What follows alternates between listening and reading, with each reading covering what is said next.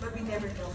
Because we don't have the platform, we don't have the right amount of individuals around us where we can share something which is important. But now that we have, let me tell you something.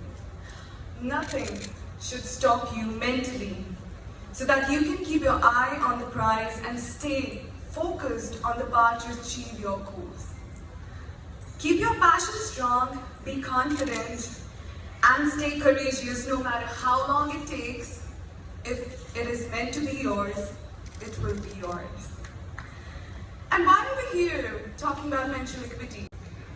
And now that I have the global platform and such wonderful audience watching and listening, I stand before you and with you to say, we as women menstruate every month and it is normal part of being a female. Let me mind my period. Every woman in this room either has, had, or will have a period. And let me tell you, we all got you. Don't let that stay in your mind. Don't lose your confidence because you were taught that it was wrong to talk about your health and about something which is a natural occurrence. Don't let that fear win over your dreams as you fall behind due to missing classes for those 7 days a month. Trust me, every month you're missing 7 days. And you're leaving behind your confidence because you think you menstruate and you can't achieve your goals. Don't let that mentally or physically affect you.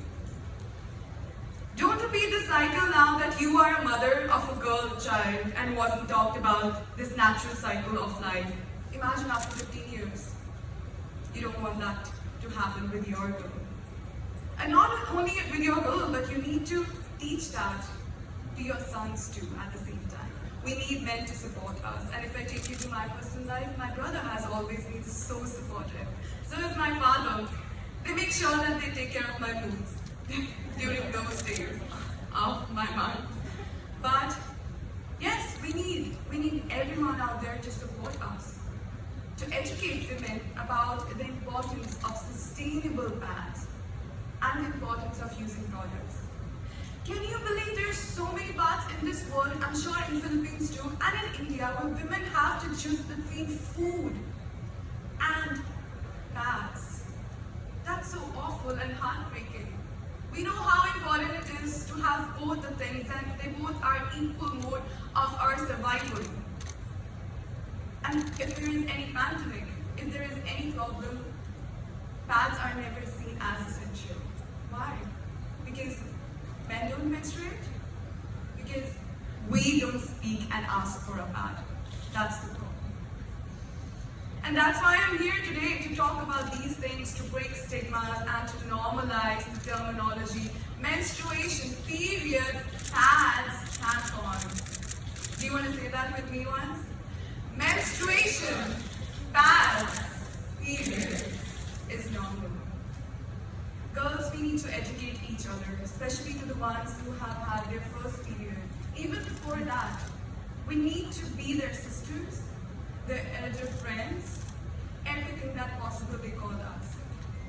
To be by their side and emotionally support them, to make them realize that you won't die, because that is what I asked when I had my first period. But I was enough honored and I was enough grateful that I had my mom as my best friend and a gynecologist. But there are so many young girls who don't have the access to talk to someone about their reproductive health.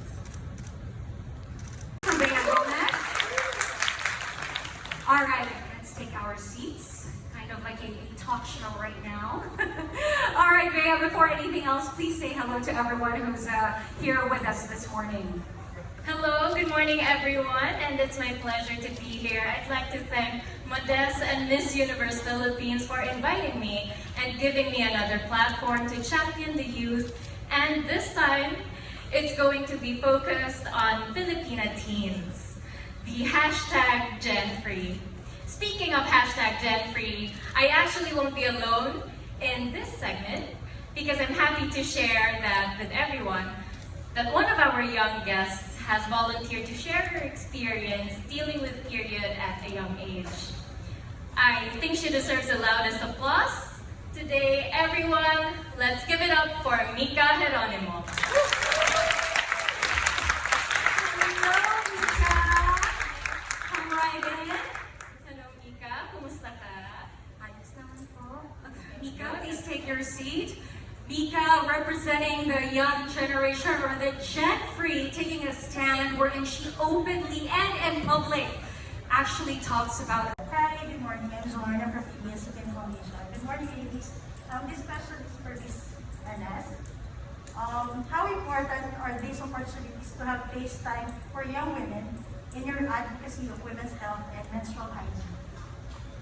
To FaceTime their menstrual health and talk about it. Face-to-face, I'm sorry. I'm sorry? Face-to-face with the... Face to face, I think it becomes more more confident conversation. It's just like we might not be the experts, we are not the doctors, we are not the gynecologists, but we make sure that being women, we will support you and educate about pads and importance of having sustainable pads and everything that is related to women's health. Because as Bea said, that it leads to a lot of other diseases that comes along with not taking care of your reproductive health. If you use a cloth where a lot of young women are using still, they're leading themselves and they are sacrificing their health, and it's leading to a lot of other diseases that they don't know it's coming up. And I think in most of the parts of the world, they are taught not to take care of their health, and we need to break that barrier. We need to make them realize that if you can't take care of yourself, you can't help others. You need to take care of your own health. Educate yourself about your own body. That's easy as possible. Thank you. One month from today will take away from this opportunity. What would it be?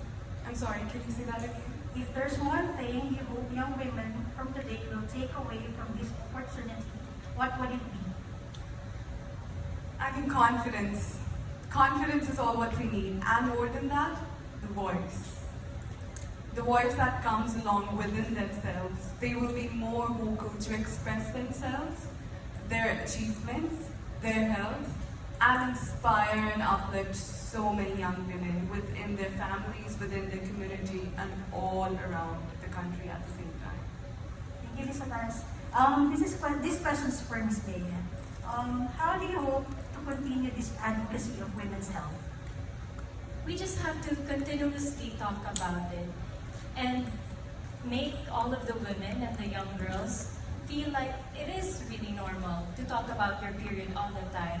It's not just you who's going through it, your mother is, your sister is, your classmate, everyone is going through periods. And it's normal to talk about it. And whenever they feel the need to ask for a pad, it's normal to ask, not just to a fellow women, but also to men. And when we continuously discuss and talk about menstrual health, eventually it will be normal, and a lot of girls will pass on the education that they learned from their elderly, and it will be a huge change in general for the society and the community. So yeah, we just need to continue the discussion on menstrual health. One last, what's the one advice you want to give the young women of today? Sorry, what was that? What is the one advice you want to give the young women of today? One advice I could give them is for them to learn to speak their hearts out. It's very important that they get their message across, because you may think that you're the only one who's thinking about it, but there are a lot of girls who are looking up to you and could actually learn from what you think. And it's very important to voice out, to use that voice to make a positive change for our society. Thank you very much. With autism, I am their global ambassador. So I would love to know any suggestions on how we can champion this advocacy by being next year ready for individuals with special needs. All right, that's a beautiful question. Who would like to take on? So how we can champion this cause for the children that have special needs? Ms. Levy? Of course, there are children that needs different needs from others. And it's important to work with communities that also work with them. I believe that the organization that you represent will be more than willing to talk about this in their circles. And I know that partners like Modest can be one of those champions for people who have autism. And it can help them to be aware that even if they're deemed as different by the community, they're actually still like one of us. And it's normal for them also to have their period, and we need to talk more about it as well. Thank you. Opportunity for you to ask, wag na kayong mahiya. I wouldn't want you to go home and think, oh, I should have asked that question. Okay, so ladies, young girls, get in line with your question. Yes, ma'am. Hello, good morning. My name is Pauline. I'm from Bohol. And I would just like to ask a question to the people from Odessa. If there are other projects that you guys are eyeing to make pads more accessible to women everywhere, because maybe this is a situation that a lot of women can relate to. For example, you're in a public CR, you didn't expect to get your period, but you did get it, and you don't have a pad with you, and then you just get a lot of toilet paper, wrap it around your panty in the hopes that it will be enough. So is there a way or a project that you guys are eyeing, like a pad vending machine or something? So for us at Modest actually, and it starts with a partnership today, because our partnership actually with ABS-CBN Foundation, we go to 25 communities nationwide for us to be able to distribute the menstrual hygiene kits and for us to provide superior protection wherever the girls are. So I think it starts with that, and we are continuing to partner with a lot of different organizations also for us to be able to really provide the superior protection that the girls need. Thank you. I hope to see. Fantastic question. Well, the challenge that I have, I would say it's kind of not faced yet, but what I'm afraid of always is that when I'm going to any of the rural places or urban places or wherever I meet young women or mothers especially, and I talk about this and they run away from that. I don't want that. I really don't want them to feel shy if I'm approaching them and talking about it, giving my supporting hands towards them to make them feel comfortable, and they run away from that. I think that is what I'm always scared of. It's going to be very challenging, but I know it's not impossible. But that is what I really want when they themselves come up and talk about it, share their stories. Because till now, when I have been to any parts where I've been talking about menstrual health, I've seen young girls like you and young boys who are being so confident to talk about menstruation and to educate them more than anyone else. I think that's where I could see the change happening, and they themselves need to break that generation gap and the barrier and stigma between themselves and their parents. And I think we need to support each other. So I really don't hope that happens with me, but if that happens, I know all of you supporting me, so we can make them feel confident at the same time. Thank you. Thank you so much. Thank you very